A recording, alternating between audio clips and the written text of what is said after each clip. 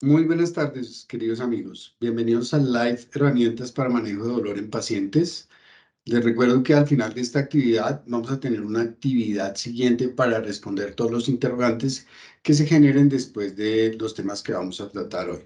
Bueno, entonces dentro de las herramientas me presento. Mi nombre es Juan Rafael López, soy médico cirujano en la Universidad Nacional, especialista en dolor y cuidado paliativo, experto en cannabis medicinal formado en Canadá. Tengo un posgrado y un magíster en cuidado paliativo y entrenamiento formal para manejo de cannabis medicinal. Bueno, el tema que nos concierne hoy es el dolor, ¿sí? Nosotros tenemos un ente que nos rige, que es la Asociación Internacional para el Estudio del Dolor. Es como la Organización de Naciones Unidas, donde agrupa diferentes países. Nosotros tenemos esa organización que es la IAS, que se identifica por estas siglas que ustedes ven acá, que es la International Association for Study of Pain. Tiene su sede en Washington y cada país tiene un capítulo que rinde cuentas, por decirlo de alguna manera, a esta sociedad que es de carácter mundial. En Colombia está la Asociación Colombiana para el Estudio del Dolor, que se denomina ACET. Está la Asociación Peruana, la Asociación Boliviana, la Asociación Argentina. Entonces, cada país tiene un capítulo y dentro de esos capítulos hay un presidente que es el encargado de representar a todos los que trabajamos en dolor ante la ente internacional. Bueno, ese ente tiene una definición de dolor. Nosotros muchas veces, los médicos en los que trabajamos en salud, podemos definir el dolor de estas dos maneras, como aquí este juez está dictando sentencia. Entonces, el dolor propio, que es insoportable, que no me lo aguanto, o el dolor ajeno que es exagerado, ¿sí? Que realmente la persona dice que tiene más de lo que probablemente pueda llegar a tener. Y muchas veces nosotros nos encargamos de evaluar de manera inadecuada el dolor en nuestros pacientes. Y lo podemos hacer de esa manera. La Asociación Internacional para el Estudio del Dolor ha generado una definición de dolor, ¿sí? Que es una experiencia angustiosa, porque genera angustia, el dolor, genera ansiedad, altera las emociones, que se asocia a un daño que puede ser real, es decir, un golpe, un trauma, una herida, o potencial, puede ser algo que me vaya a hacer daño, por decir algo, el fuego. Entonces, si yo acerco la mano al fuego, me voy a quemar y eso genera un daño. Ese es un daño potencial. Yo sé que el fuego me puede hacer daño. Cuando el bebé no sabe que el fuego lo va a quemar, entonces él mete la mano ahí porque no sabe que eso era un riesgo potencial, que es lo que queremos o se quiere plasmar en esta definición, con unos componentes que nosotros llamamos biopsicosociales, que son sensoriales, emocionales, cognitivos, básicamente. Esta definición ha tenido muchísimos cambios a lo largo de la historia. Esta es la que en este momento más se acepta. Antes no se tenía en cuenta ni las emociones, ¿sí? Ni la parte de angustia en los seres humanos, que es todo lo que genera dolor, porque pensábamos en dolor solo como un síntoma. El dolor ha cambiado de ser un síntoma a ser una enfermedad y se volvió una especialidad, que es lo que hacemos algunos de los médicos que nos dedicamos a esta patología.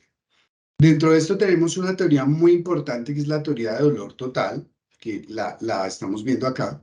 El dolor total es la suma de diversos dolores. Entonces, muchas veces los médicos nos enfrascamos en esto, que es el dolor físico. El dolor físico es el que está causado por la enfermedad, por el tratamiento, por el paso del tiempo, ¿sí? ¿Qué quiero decir con esto? Entonces, la enfermedad, un cáncer produce dolor, la quimioterapia produce dolor, la radioterapia produce dolor, las cirugías que son mutilantes, es decir, hay que sacar el tumor o un pedazo del órgano, alguna cosa, produce dolor, hay dolores de miembro fantasma, esos son dolores físicos. El paso del tiempo también, la osteoartrosis en los pacientes de tercera edad, en donde hay un desgaste articular normal por la evolución del tiempo, normal por obviamente eh, el uso diario de nuestras articulaciones, lleva a que ese desgaste de la articulación genere dolor. Entonces, el paso del tiempo va a generar un dolor, es un dolor físico. Un dolor emocional o psicológico es a lo que el paciente se enfrenta en ese momento, ¿sí? La incertidumbre, la ansiedad, el miedo, la angustia, que es lo que vimos en la definición inicial. Eso nos pasa a todos los seres humanos, porque esa parte emocional no la podemos controlar. El dolor social, ¿sí?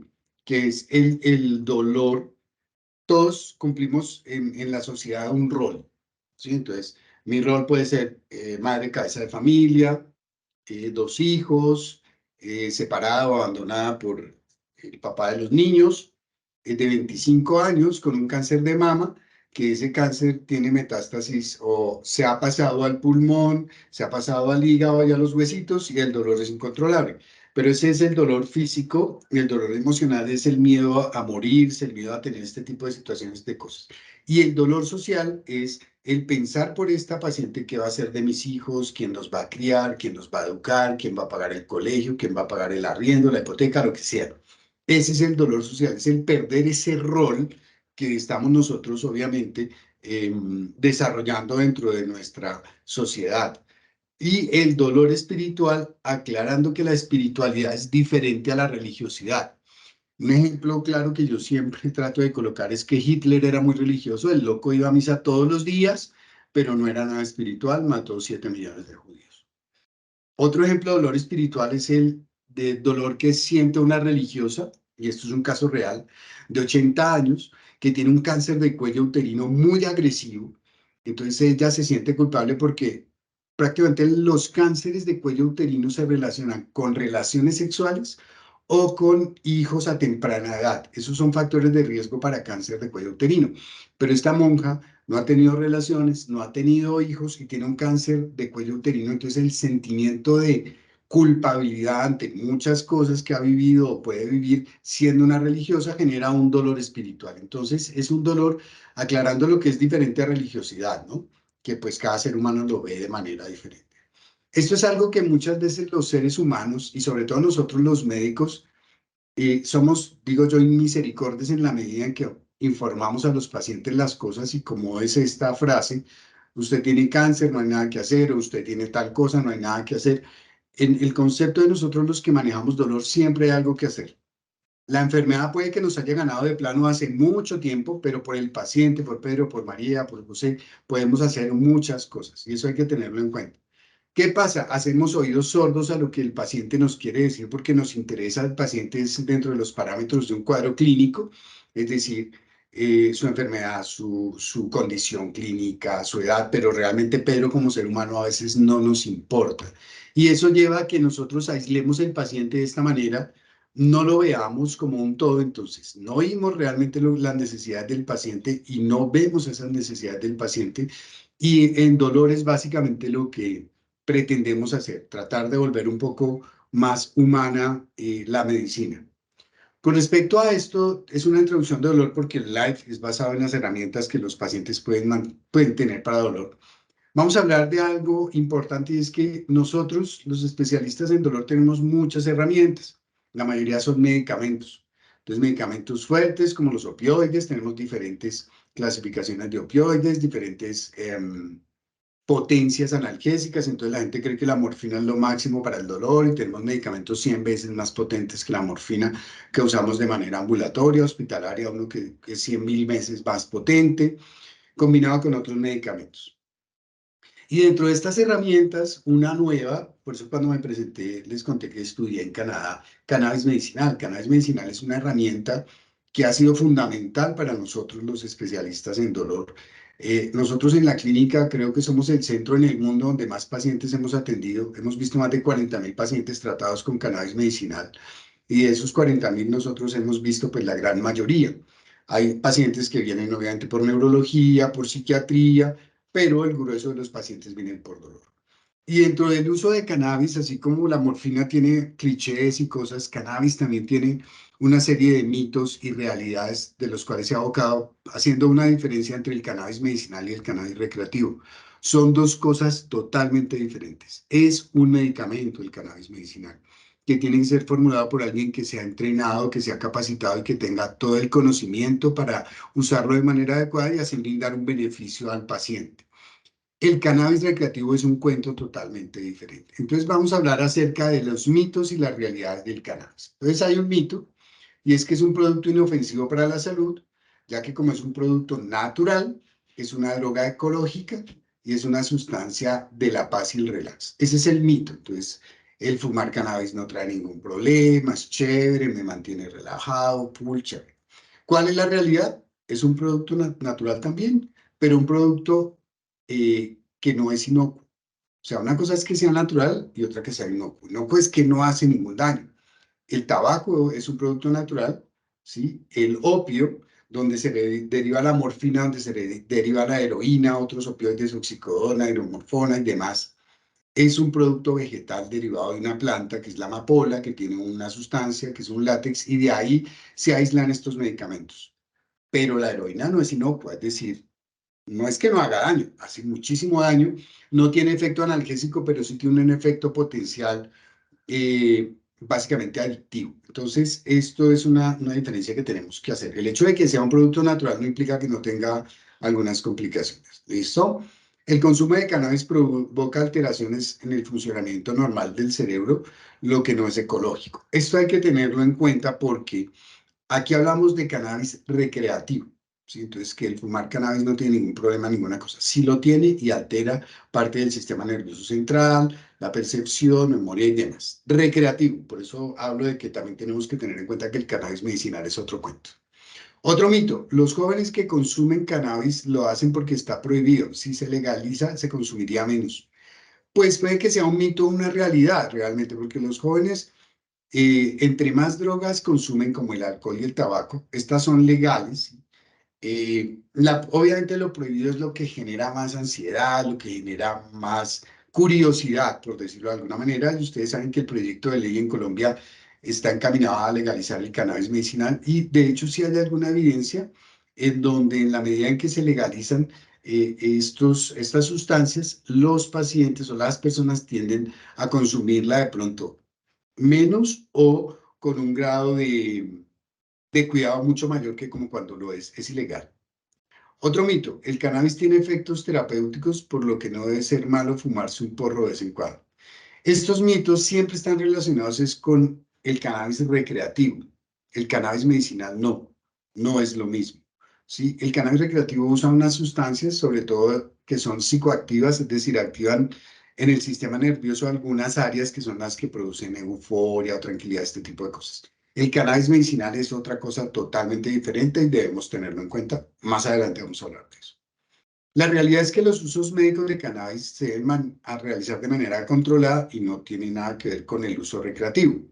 Hay medicamentos derivados del opio, ¿sí? Como la morfina, como los que mencionábamos antes, y la heroína es derivada del opio. De hecho, la heroína se hizo o se sintetizó pensando que iba a ser el antídoto o la cura para los pacientes que se habían vuelto adictos a morfina y salió peor el remedio que la enfermedad, porque la heroína es mucho más adictiva y no tiene efecto analgésico. Entonces, son las cosas que han ocurrido en la ciencia de la medicina.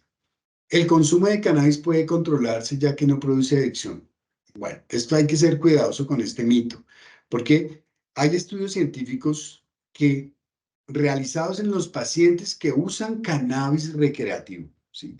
Se ha medido en estos pacientes em, cómo terminan usando de manera mucho más agresiva, por decirlo de alguna manera, de lo que la estaban usando, el cannabis recreativo, y se ha evidenciado que el 10% de los pacientes que consumen cannabis recreativo pueden generar adicción. Es decir, uno de cada 10 pacientes que fuma cannabis puede volverse adicto a cannabis. Realmente, siendo honesto, es un porcentaje mucho más bajo de lo que puede presentarse en otras sustancias, sobre todo pues opioides, anfetaminas, benzodiazepinas y demás. Pues esto sí es importante tenerlo claro. Sí genera adicción, pero en una porcentaje, el recreativo, vuelvo ya claro. Otro mito, ¿fumar cannabis resulta menos perjudicial que fumar tabaco? No, realmente no. La combustión de cannabis se hace a 800 grados centígrados, así como la de un cigarrillo.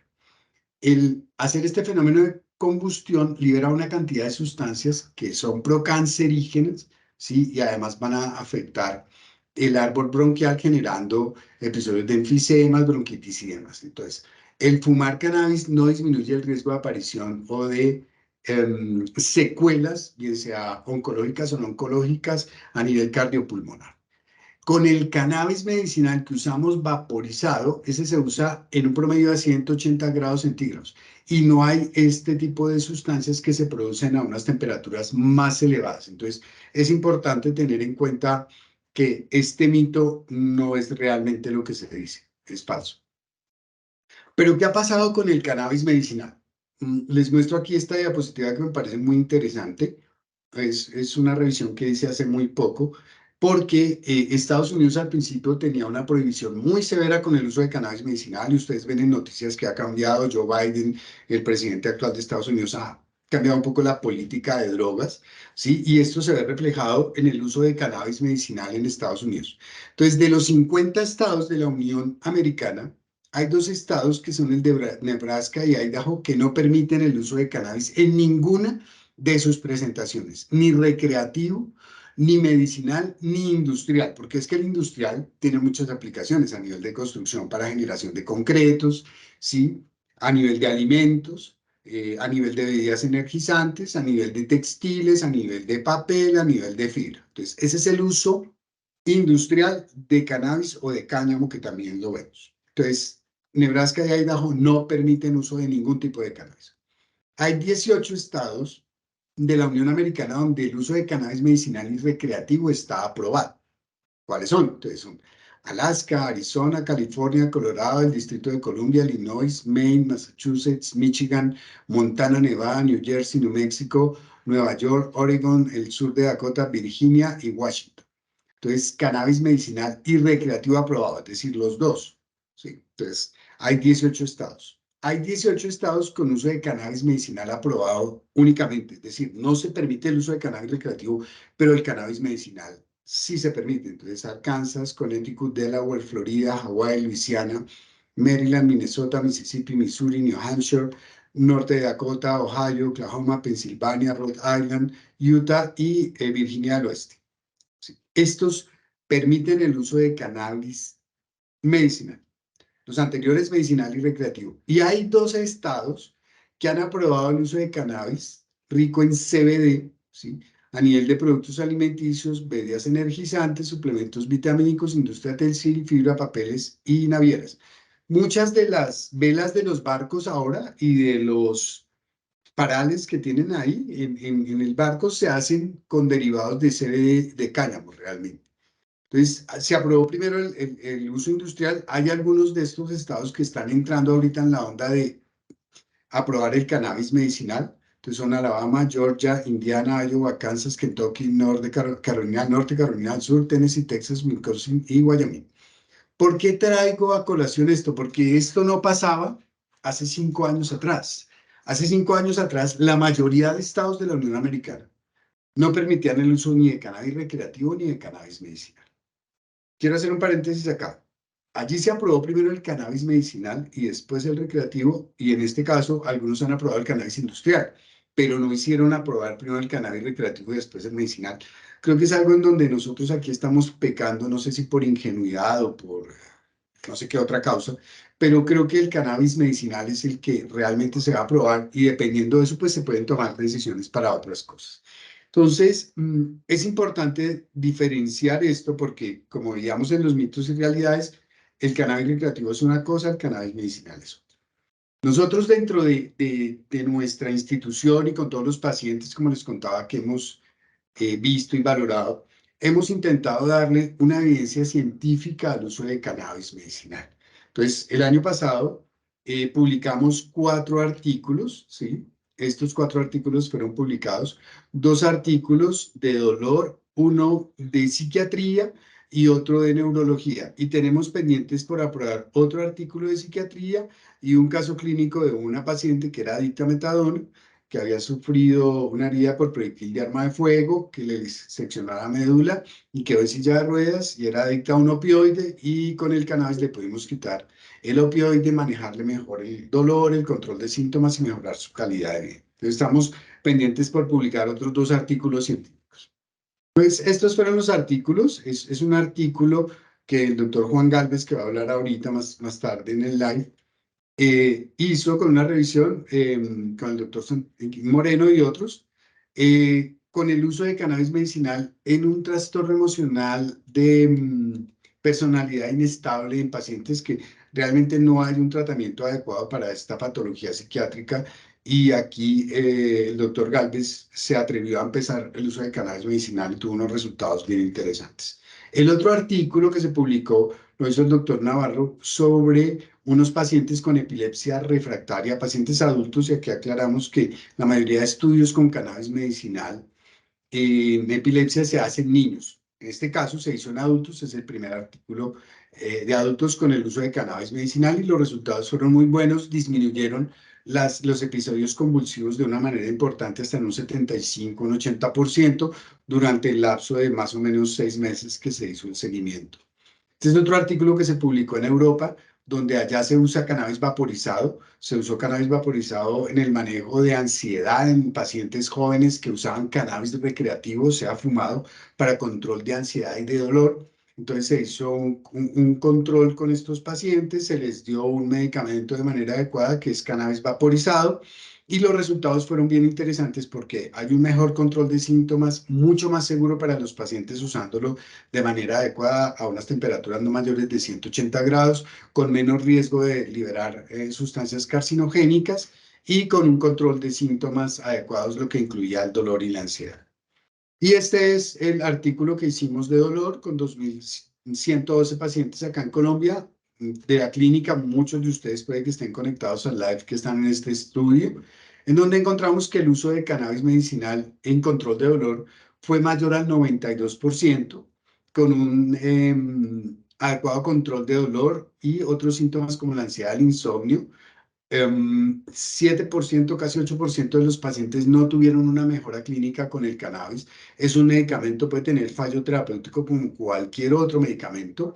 En este caso, pues tuvimos una efectividad del 92%. Y algo que nos pareció curioso es que los efectos secundarios de los pacientes en un 72% referenciaron no tener efectos secundarios. Y los otros efectos secundarios son los que encontramos en la literatura científica constantemente, que son mareo, sueño, boca seca. Realmente fueron los que más encontramos.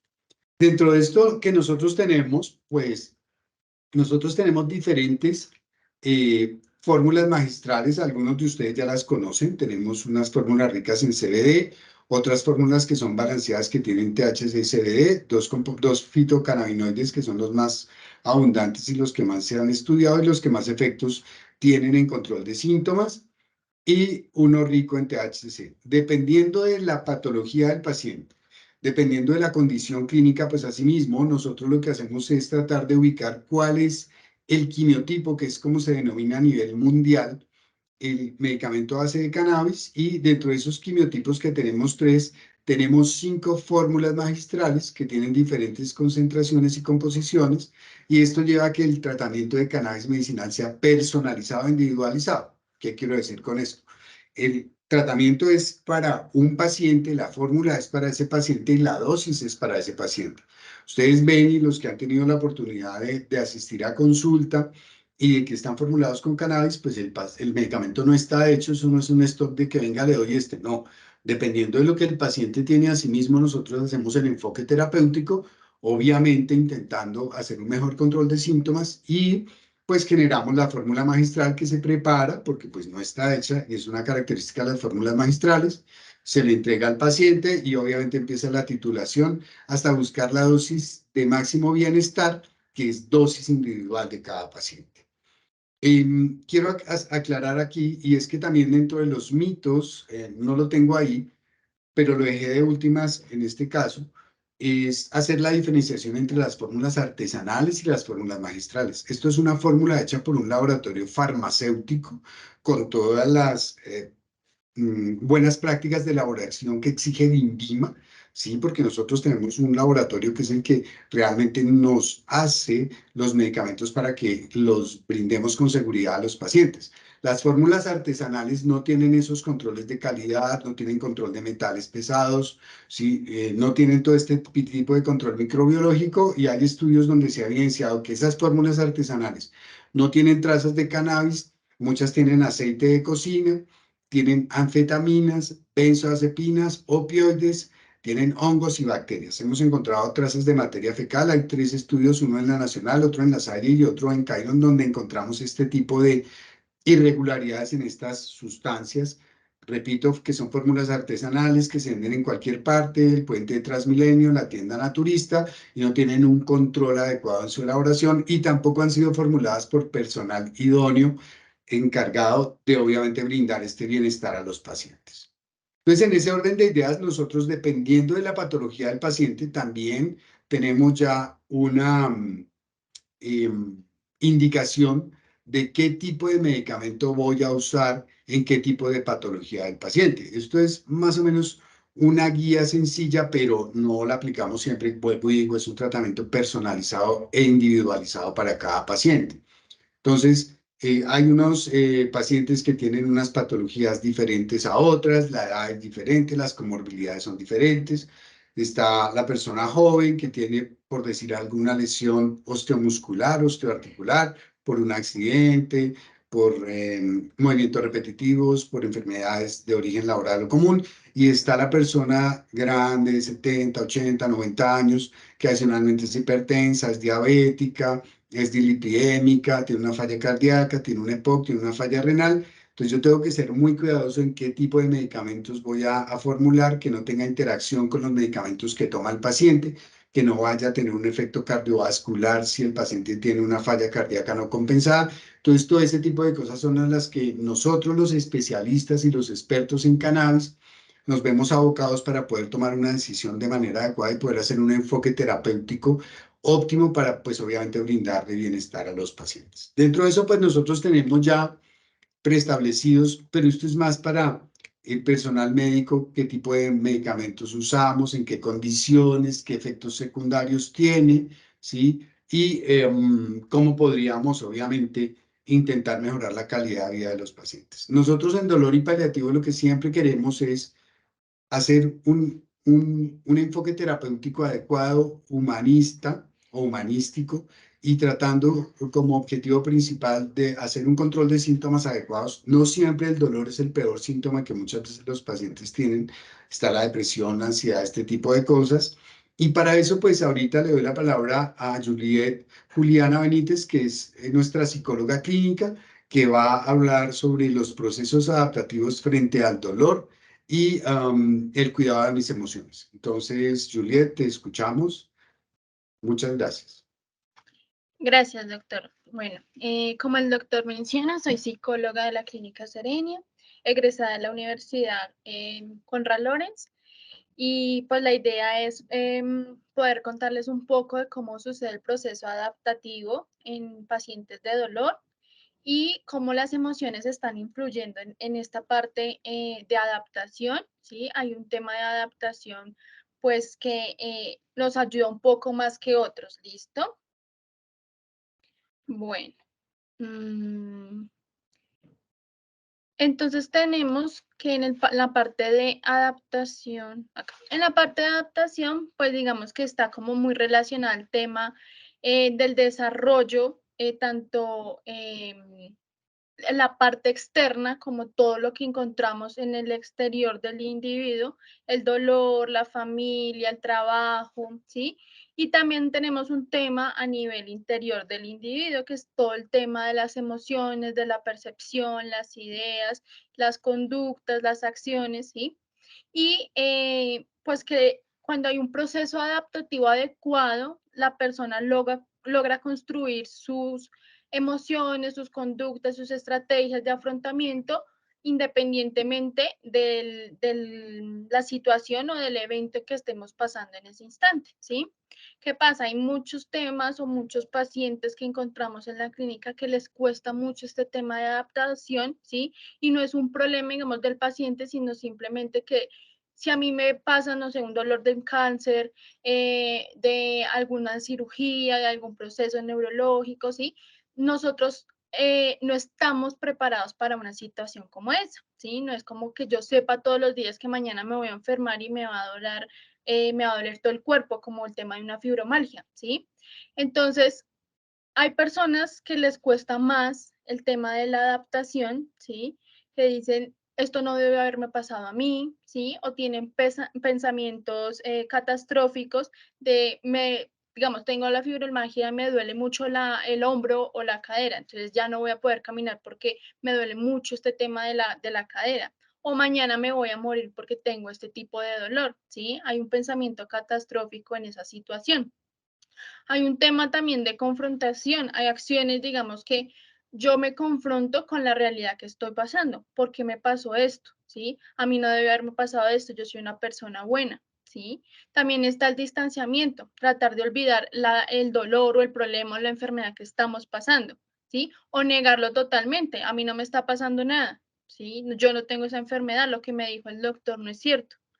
El autocontrol, que digamos que es una de las situaciones o estrategias con mayor adaptación, ¿sí? Que es guardar el problema y guardárselo a uno mismo para poder tener un pensamiento crítico hacia esa situación. ¿Qué voy a hacer?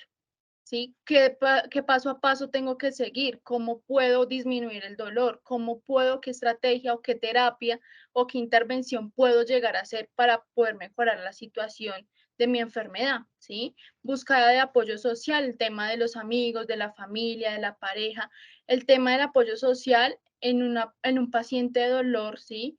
Que además tenga de pronto un tema de complicada adaptación, también nos ayuda mucho a que esto se dé. ¿Por qué? Porque cuando nosotros estamos solos o nos aislamos o nos encerramos en nuestro problema, en nuestra enfermedad, hay mayor sintomatología depresiva o ansiosa, ¿sí?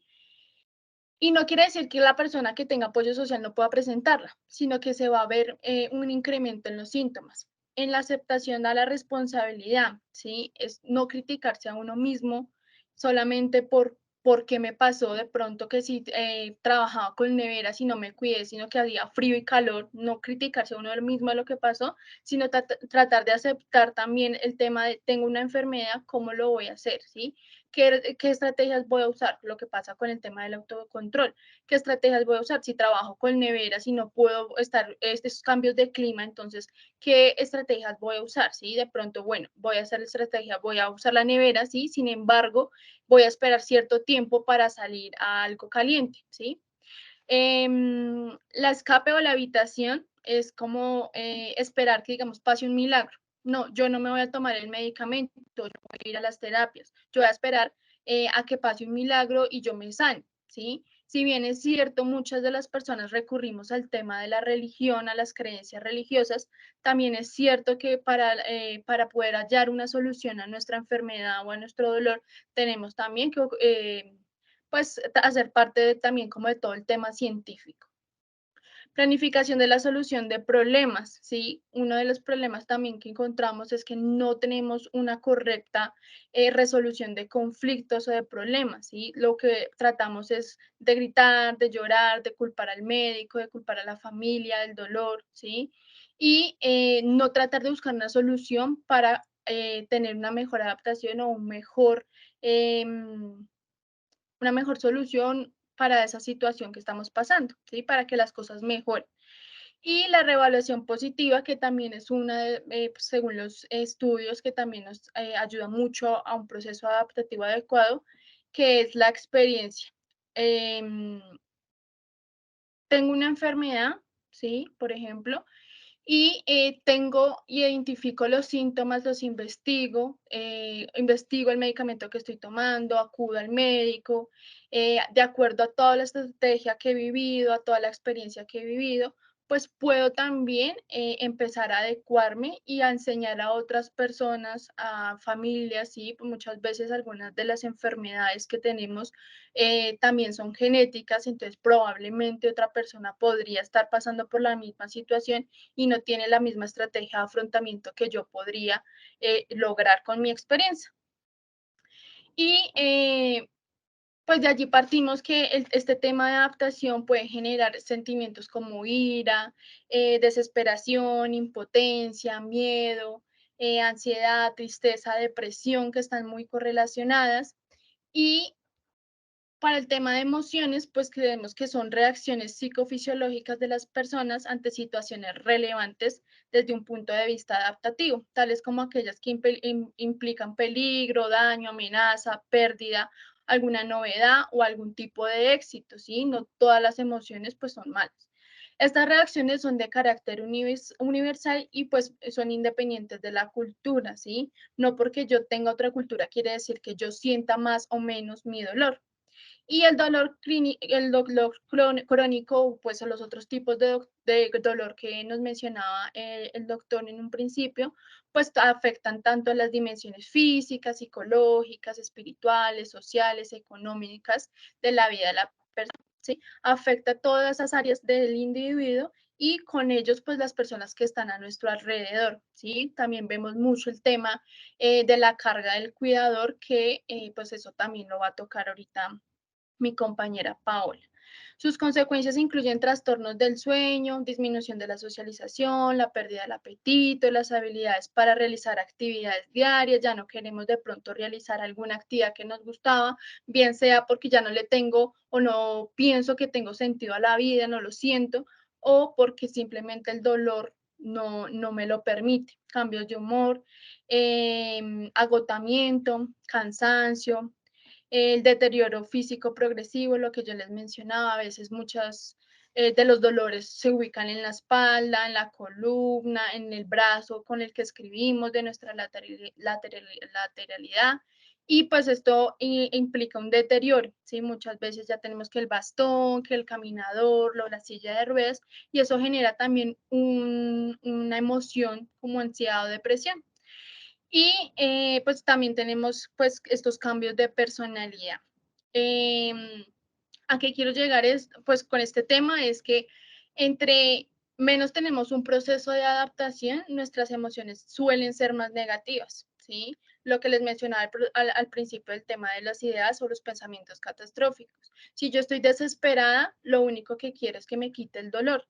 ¿Y qué voy a hacer para quitarme el dolor? Pues cualquier situación, cualquier medicamento o cualquier estrategia que me brinde otra persona, ¿sí? Que puede ser o no adecuada, la voy a tomar, ¿sí? Entonces, al tema de ansiedad también podemos evidenciar y ustedes pueden mostrar en los comentarios que puedan realizar todos los síntomas que ustedes han sentido, y muchas veces lo que nos verbalizan los pacientes pues está relacionado a lo que les digo, ¿sí? Y la ansiedad pues es uno de los índices que más tenemos por el tema de que no sabemos cómo tratar el dolor, ¿sí? Y que muchas veces el medicamento notamos y percibimos que no nos está sirviendo, pero realmente si es así o es el tema de la ansiedad para saber que necesito que me lo quiten ya, ¿sí? No llevo un proceso, sino que yo quiero que la enfermedad culmine en ese momento, ¿sí?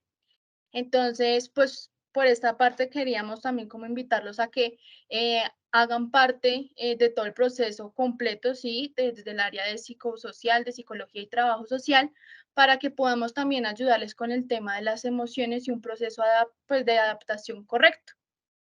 Y pues ya, eso era como los que quería contarles acerca del tema de adaptación y emoción. Entonces le doy paso a mi compañera Paola Monroy, que ella les va a colaborar con el tema de apoyo. Hola, buenas tardes. Mi nombre es Paola Monroy, soy trabajadora social de la Universidad de La Salle y el día de hoy voy a abordar el tema sobre la importancia de las redes de apoyo en pacientes con dolor. Bueno, entonces vamos a abordar este tema que es muy importante y para ello primero vamos a entender qué es una red de apoyo, que se puede definir como el conjunto de vínculos de la persona que sirven para mejorar las competencias adaptativas del individuo, la capacidad de hacer frente a una crisis breve, a ayudar en el paso de transiciones del ciclo vital, apoyar notificaciones de larga duración y a mejorar o sostener situaciones de estrés y de privación. Es importante mencionar que una red de apoyo representa un elemento muy importante para las personas, puesto que genera un impacto positivo en su calidad de vida.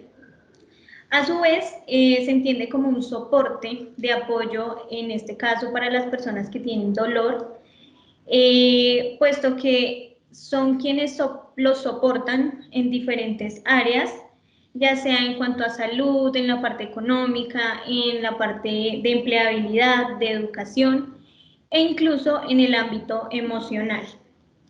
Esto genera una estabilidad en los pacientes y les aporta una seguridad para aquellos que no están pasando por su mejor momento y que requieren como de este acompañamiento.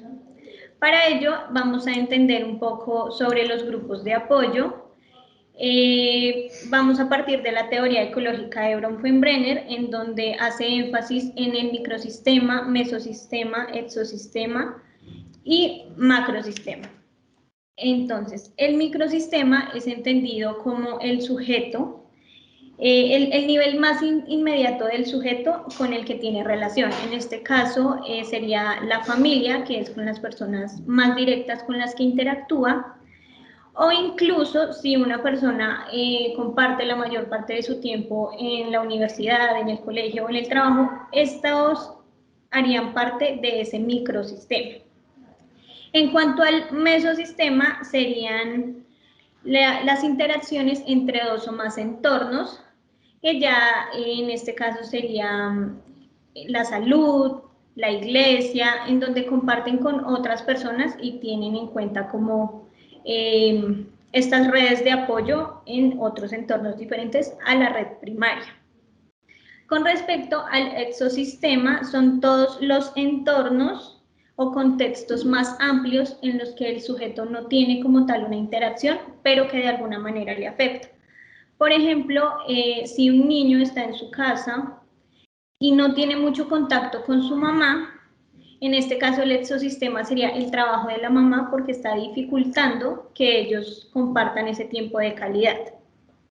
Y en el último, el macrosistema, hace referencia a la cultura, la subcultura, las tradiciones que ya vienen arraigadas en cuanto a la crianza o los patrones que se hayan generado durante la crianza o el ciclo vital de la persona.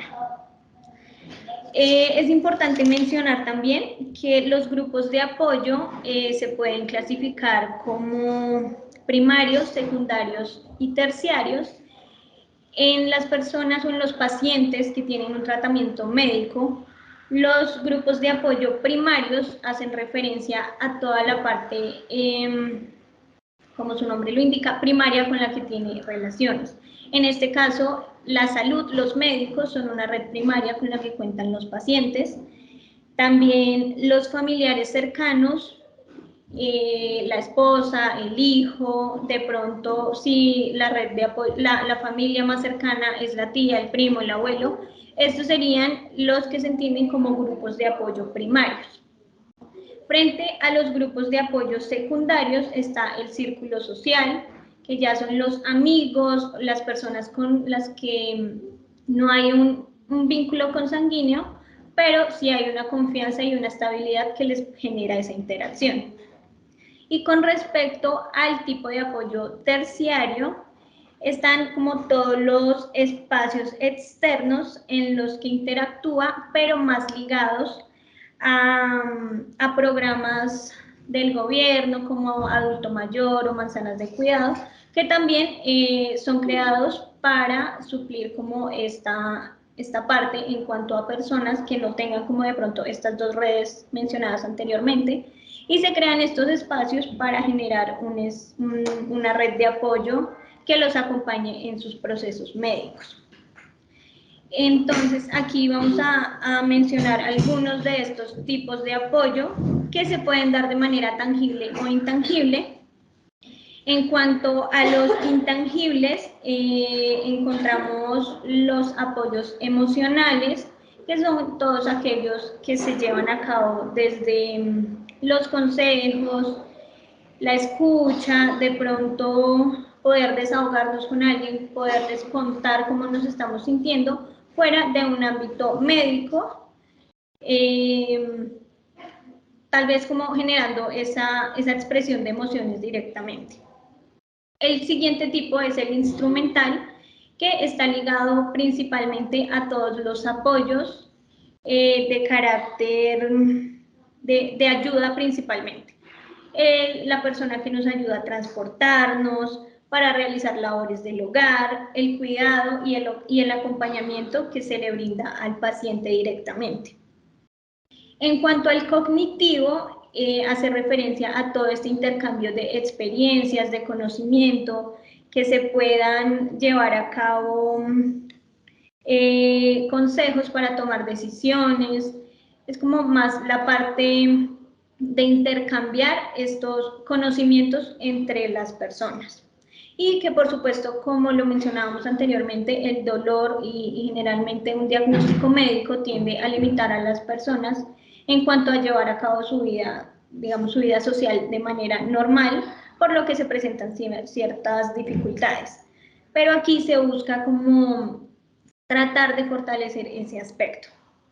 Y por último, el tipo de apoyo material, que está ligado a todo lo relacionado con bienes, con apoyos económicos, con apoyo en cuanto a la alimentación, al vestuario y a garantizar ese bienestar y calidad de vida desde aspectos físicos y más tangibles. Por último, es importante mencionar que nosotros desde el trabajo social reconocemos las redes de los pacientes y en el caso que no cuenten con esas redes de apoyo, buscamos rutas que permitan garantizar esta herramienta que hace que la persona tenga más llevadero su tratamiento médico. A su vez, se reconoce al cuidador como un agente que requiere seguimiento porque, como lo mencionaba mi compañera, se genera un agotamiento por parte de los cuidadores, que también es válido porque están asumiendo un rol permanente.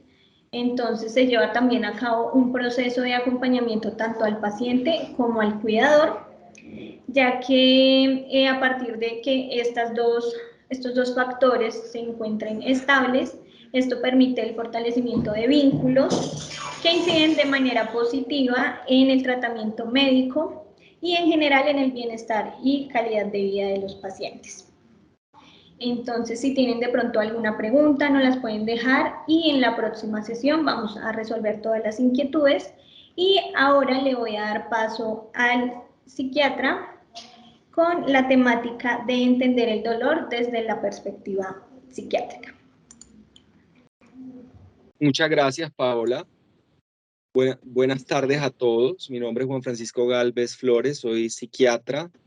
Tengo entrenamiento en psiquiatría de enlace y medicina psicosomática, que es el área que se dedica a la enfermedad médica crónica y al manejo de todo el componente de salud mental. Habría que decir que pacientes que tienen dolor, no todos van a desarrollar patologías mentales francamente instauradas, sino que va a haber un grupo de pacientes que va a tener problemáticas, como contaba Juliet, asociadas a la salud mental y que probablemente hacen parte de procesos adaptativos. Entonces, vamos a hablar en estos últimos 12, 13 minutos de nuestro live sobre el abordaje interdisciplinario que hace psiquiatría de enlace en los pacientes con dolor. Si le das a la siguiente diapositiva, aquí hago un breve recuento epidemiológico de los trastornos psiquiátricos que se ven en la población general versus los que vemos en pacientes que sufren con dolor crónico. Y si ustedes miran ahí las prevalencias de punto, que es un momento determinado en el tiempo donde se mide el número de casos que existen para determinada patología, y a lo largo de la vida es todo el tiempo del ciclo vital qué porcentaje de gente pudo haber desarrollado una patología. Ustedes pueden ver que la dorsolumbalgia, el síndrome de colon irritable, la fibromialgia, el dolor pélvico crónico, que son patologías muy frecuentes en nuestro trabajo en el día a día en la clínica Serenia, los porcentajes de prevalencia para estas patologías y su asociación a enfermedad mental son significativamente superiores a los que vemos en la población general. Mientras la población general puede tener 30, 40% en la vida de patologías psiquiátricas, la gente que sufre dolor crónico está por encima del 40% en la mayoría de los casos, y uno diría que la media está alrededor de 60%. Entonces existe una carga psicopatológica en la medida que nuestros pacientes sufren de dolor. Siguiente. En esta diapositiva es muy bonito ver cómo el instrumento SF36, que mira calidad de vida en el contexto de pacientes con enfermedades médicas, adultos mayores de 14 años, una escala que se desarrolló en el año 92, uno ve cómo en la medida que al dolor se van anidando sintomatologías psiquiátricas significativas como ansiedad, depresión o la combinación de las dos, que es lo más frecuente que vemos en nuestros pacientes, las escalas del área social, el dominio de vitalidad, el dominio de generalidades y de dolor en el paciente con dolor va mostrando cómo en la medida que se va acumulando la psicopatología, los pacientes tienen una reducción significativa en su calidad de vida. Siguiente.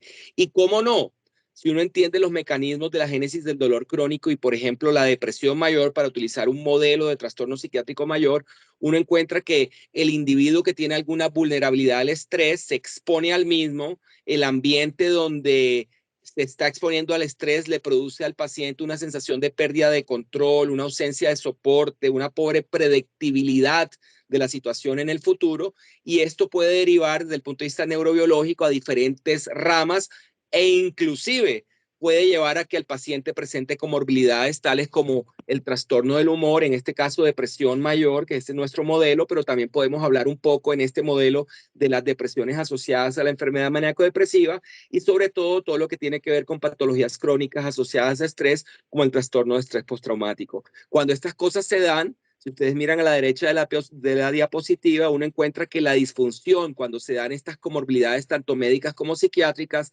es multifactorial. Ya la idea de adaptarse, de bajar los síntomas cognitivos de catástrofe, como lo explicaba Juliet, sería insuficiente como intervención porque ya se ha generado un cambio biológico que requiere probablemente intervenciones con psicofármacos y con psicoterapias intensivas sostenidas en el tiempo.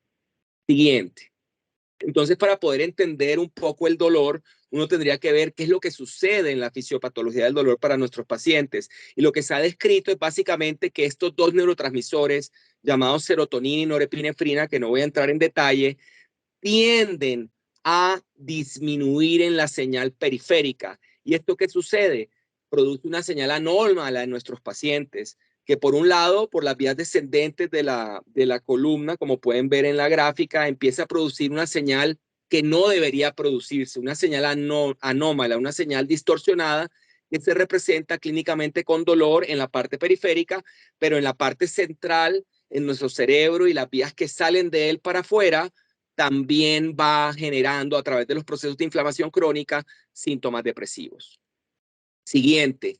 Y esto ha sido estudiado desde hace muchos años atrás. Venimos prácticamente unos 25, 30 años mirando la relación entre síntomas físicos y la aparición de síntomas afectivos. Greg Simon, que es un epidemiólogo muy reconocido en el área de salud mental, en la Universidad de Washington, en el área de Seattle, en el noroeste de los Estados Unidos, realizó este estudio epidemiológico donde demostró que los pacientes con depresión generalmente no consultan por depresión.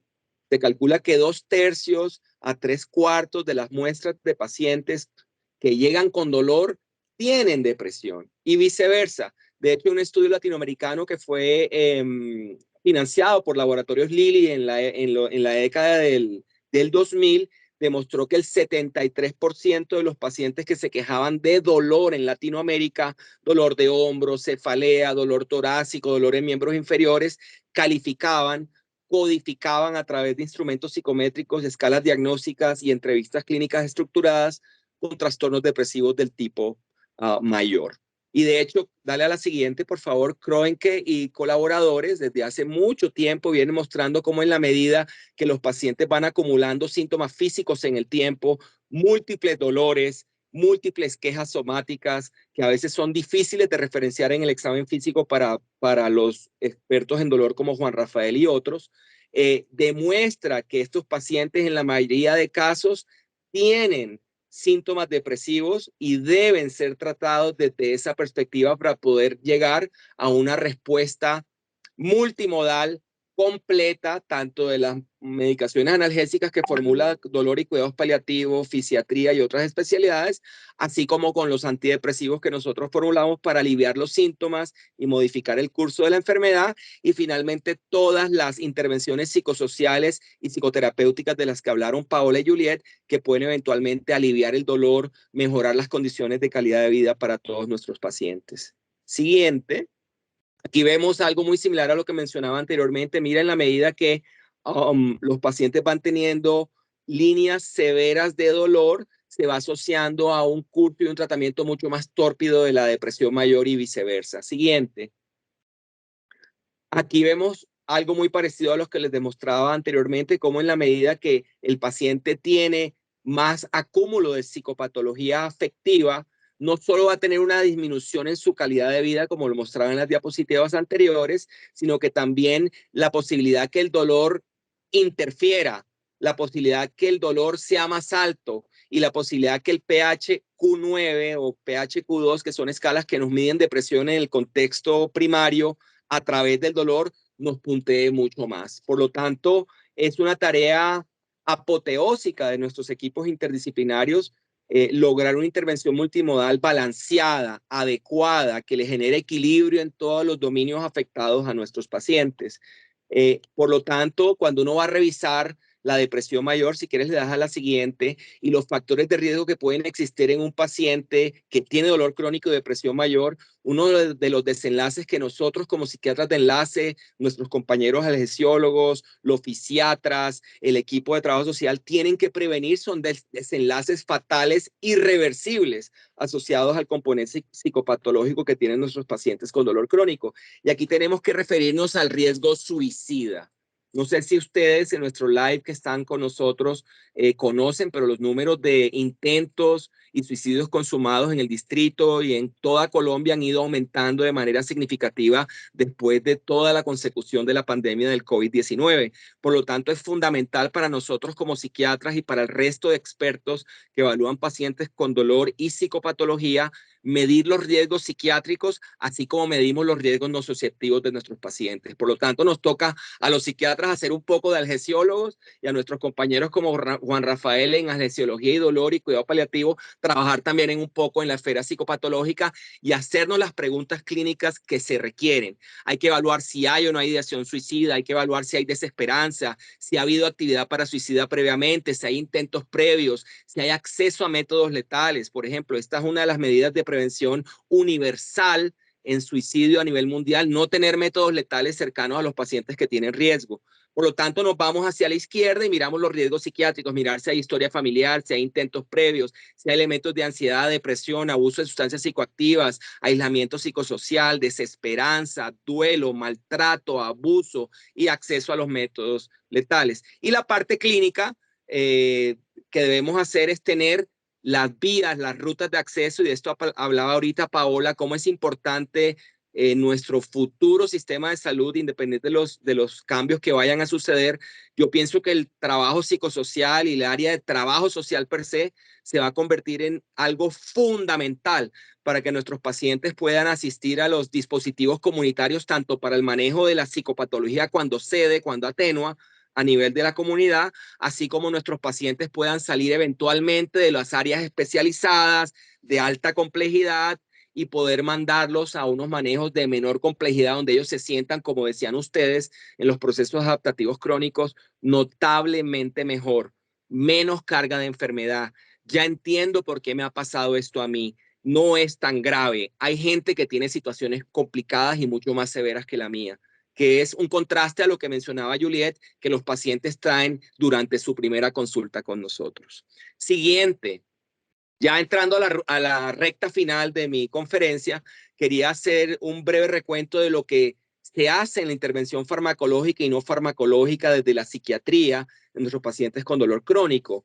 Ahí he resaltado en colores un poco más pasteles, fucsia, diría uno ahí, o un poco morados, las moléculas que nosotros los psiquiatras manejamos como interconsultantes en pacientes con dolor, y he dejado en azul aquellas que probablemente hay otras personas más expertas que nosotros para formularlos en el manejo interdisciplinario y multimodal. Entonces, los antidepresivos en todas sus versiones o prácticamente todas tienen alguna injerencia en el manejo del dolor. Ya lo había mencionado anteriormente, como las vías periféricas que pueden ser modificadas terapéuticamente con estos agentes pueden hacer que esa señal abnormal, anómala de dolor ceda, atenue y nuestro paciente pueda recuperar su funcionalidad. Utilizamos también anticonvulsivantes, que son estos bloqueadores de canales de sodio y de calcio, que también pueden ayudar tanto a manejar un poco el dolor como a modular el ánimo. Y finalmente, como mencionaba Juan Rafael, el área de los cannabinoides, que también en psiquiatría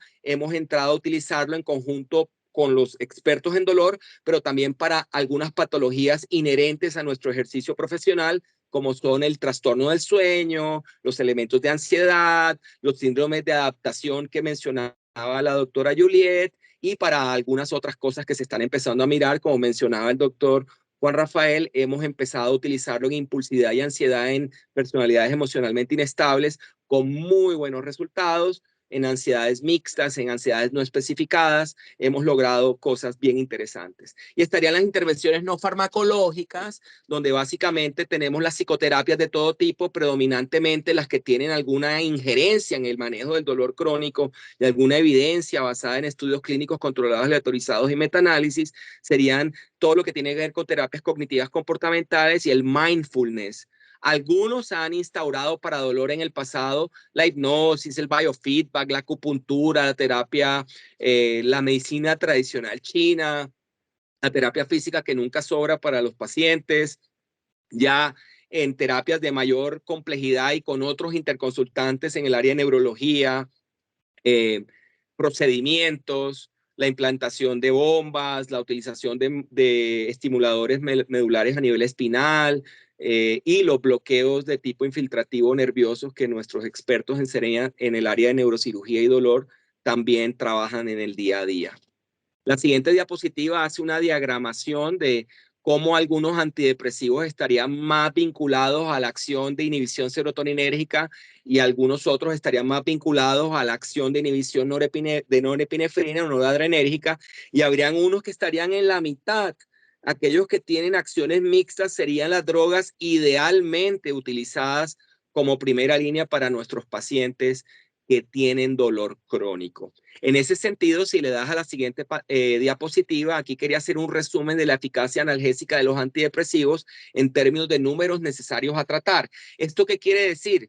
Que por cada paciente que trato, el número que les voy a demostrar es el número necesario de pacientes a tratar para obtener una respuesta positiva. Es decir, para inhibidores selectivos de la recaptura de serotonina como sertralina, fluoxetina, escitalopram y otros, yo requiero tratar 6 a 7 pacientes para obtener una respuesta. En la medicina en general, cualquier número necesario a tratar por debajo de 10 es muy bueno. Entonces, desde esa perspectiva, uno tendría que asumir que las drogas psiquiátricas en el área de dolor, como los antidepresivos tricíclicos que están en la parte inferior, que por cada 1.4 que yo trato me da un paciente que mejora, o por cada 2 que trato uno se mejora, serían las drogas desde la psiquiatría que tendrían el mayor nivel de evidencia para colaborarle tanto a nuestros pacientes con el dolor como a nuestros compañeros que trabajamos interdisciplinariamente con las necesidades de sus pacientes. Cuando hablamos de números necesarios a tratar, me refiero ahí dice abajo, a un 50% en la reducción de dolor, que estos son los índices que tanto desde el área de dolor como nosotros desde el área de psiquiatría del dolor y enlace consideramos que es una respuesta positiva para que el paciente haya recibido los beneficios de nuestra intervención. En la siguiente diapositiva hablo un poco de esos canales de sodio, canales de calcio, es decir, anticonvulsivantes, y les pongo ahí a muy grandes rasgos las indicaciones fuera del inserto, es decir, que no están avaladas por la FDA en Estados Unidos, pero sin duda alguna existe uno que otro estudio clínico que compete y que beneficia a algunos subgrupos de pacientes que podrían ser el nuestro. Por lo tanto, no deja de ser importante conocer esta evidencia limitada, pero valiosa para algunos de nuestros pacientes. Ya para finalizar, quería mostrarles este estudio que viene de Alemania, lo hemos compartido con el doctor López también en el pasado, y me gustó traerlo porque habla de la problemática interdisciplinaria que manejamos en el equipo. Muchos de nuestros pacientes que están tomando medicamentos opiáceos no solamente tienen la problemática que están dependiendo del opiáceo, sino que muchos de ellos están deprimidos, muchos de ellos están ansiosos, algunos tienen componentes de estrés postraumático, tienen los síndromes de sensibilización central al dolor, que en la medida que toman más medicamentos para el dolor les duele más.